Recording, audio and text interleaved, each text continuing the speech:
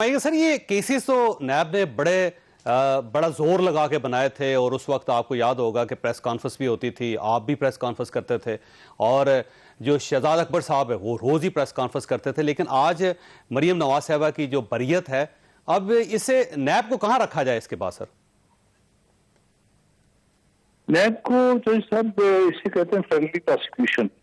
आप कहें जो मैं कहूँ गंदम, आप कहें शुमाल, मैं कहूँ जनूब, मैं कहूँ मशरक, आप कहें मगरब, तो जज की आंखों पे तो पत्ती होती है ना, उसके सामने जो कहा जाएगा उसी के ऊपर फैसला देगा। NAB was defending the case, not prosecuting the case today. मुझे तो ऐसे लग रहा था। लेकिन सर सबूत आप लोगों के पास थे? बिल्कुल। तो अदालत में पेश क्यों नहीं हुए? फिर पेश भी हुए, क्यों नहीं पेश हुए? मैं बताता हूँ पेश कैसे नहीं हुए। सबूत क्या, केस क्या था? केस था मरियम नवाज के ऊपर, उसी का केस सुनना था, उसी को बरी करना था ना। केस क्या था? केस ये था कि उन्होंने ये दावा किया था और राइटिंग में दी थी अंडरटेकिंग में, जिसमें कर्जी फंड कब मचाया था कि 2006 की डेट डाल के उन्होंने 2018-19 में साइन किए थे कि मैं ट्रस्टी हूँ अपने भाई की, मैं मालिक नहीं हूँ इन फ्लैट्स की। ऐसे ही था ना। और अगर कुछ मेरे भाई को हो जाए तो मैंने बच्चों में जायदाद तकसीम कर दी। अगर वो कह रही थी कि मालिक हूँ, तो क्योंकि उस तक 92-93 में जब ये फ्लैट्स खरीदे गए थे तो वो इनके भाई तो टीनेजर्स थे और ये 20s में होंगी, 21-22-23 साल की होंगी। तो फिर इनको ये साबित करना पड़ता कि सोर्स ऑफ इनकम इनकी क्या है। और लॉ ये कहता है कि इसका public office holder and associate kit and can, आपके बच्चे जो हैं, तो उनके पास अगर सोर्स ऑफ इनकम कोई नहीं है और उनके पास कोई प्रॉपर्टी है, तो फिर साबित करना पब्लिक ऑफिस होल्डर यानी इस केस में नवाज शरीफ ने था।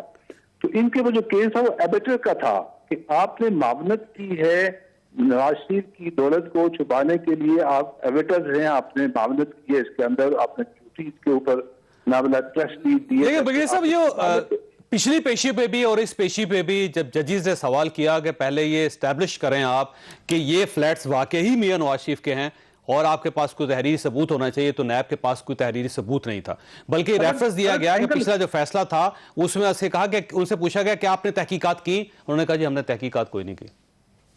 नहीं, बात गलत है। JIT बनी थी, सुप्रीम कोर्ट ने बनाई थी ना, joint investigation team. Joint investigation team ने इन्वेस्टिगेशन की, उसने पूरी एविडेंस को कलेक्ट किया और उसका जो हेड था उसको हमने स्टार विटनेस बनाया और उसी ने डिपोज किए सारे डॉक्यूमेंट लोअर कोर्ट के अंदर एंड दे वर एक्सेप्टेबल। क्योंकि लोअर कोर्ट में जब तक कोई डॉक्यूमेंट एक्सेप्टेबल ना हो तो उसके ऊपर डिसीजन नहीं आ सकता। एविडेंस तो वहां डिपोज हो चुकी। यहाँ पे जो डिस्कशन होनी चाहिए थी हाई कोर्ट में, वो एविडेंस पे नहीं होनी चाहिए थी, लॉ पॉइंट के ऊपर होनी चाहिए थी। कॉन्स्टिट्यूशन कोर्ट है। बात यह है कि ये तो साबित हमने किया था कि मिल्टन एंड नेस्कोल जो दो कंपनी थी जो जिनकी मालिक मरियम नवाज शरीफ थी, ये ब्रिटिश प्रिजन आइलैंड की दो सिस्टर कंपनी थी, वहां यूके में ये है कि अगर आप 1-to-1 ट्रांसफर करते हैं प्रॉपर्टी तो 35 से 40% टैक्स लगता है। तो लोग क्या करते हैं कि कंपनियां बनाते हैं, कंपनियां उस चीजों को खरीदती हैं, प्रॉपर्टीज को खरीदती हैं और उस कंपनी को खरीद दिया जाता है। तो ये दोनों कंपनी बियॉन्ड एनी डाउट नैब ने साबित किया था कि ये मरियम नवाज की हैं और ये दोनों फ्लैट्स इसी कंपनी के नाम पे थे। तो शी वाज द ओनर। जब वो owner, she was not having any source of income. तो ये साबित public office holder Nawaz Sharif को साबित करना था। तो बरगेरी साहब, आज आप ये महसूस करते हैं कि ये फैसला गलत हुआ है और जजेस को ये फैसला नहीं करना चाहिए था? नहीं, फैसला गलत बात की बात है। प्रोसिक्यूशन ने एज अ डिफेंस लॉयर का काम किया है।